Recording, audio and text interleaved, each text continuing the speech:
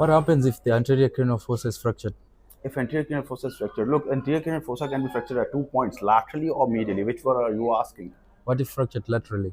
Okay, if laterally it's above the eye, and the orbit, the features will come in the eye, the raccoon's eye, the panda's eye, and even conjunctival, subconjunctival hemorrhages can be seen in the eye. What if fractured above the nose? Above the nose, look, if above the nose, there can be bleeding from the nose, and yet again, there can be CSF leak from the nose, which is known as CSF rhinorrhea. Say there can be nasal secretions with the trauma. How do you differentiate? Okay, yes, surely there can be nasal secretions during trauma. First of all, the very simple thing, the nasal secretions are mucoid, while CSF is not mucoid. The second thing is a simple bedside test. You can just use a handkerchief, and if you pour the nasal secretions on the handkerchief, then the handkerchief will become stiff after some time.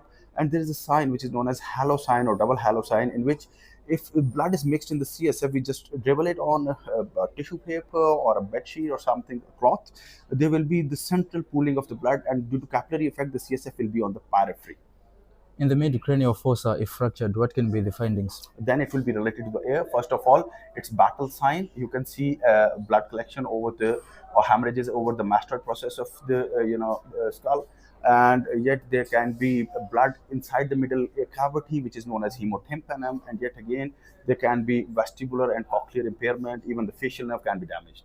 But say I've heard that the pterion is the most common fractured bone. Ah, yes, you have heard. The pterion is the most common bone to be fractured on the vault, not on the base of the skull. It's the middle cranial fossa which gets damaged on the base of the skull, most commonly. So would you please tell me more about the pterion?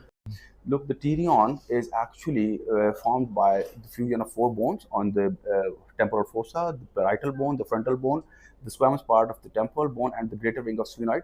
Behind it passes the anterior division of the middle meningeal artery, which, when damaged, the patient will have an extradural hematoma, which will appear as a biconvex lesion on the CT scan, which is hyperdense. And the patient may also have a lucid interval.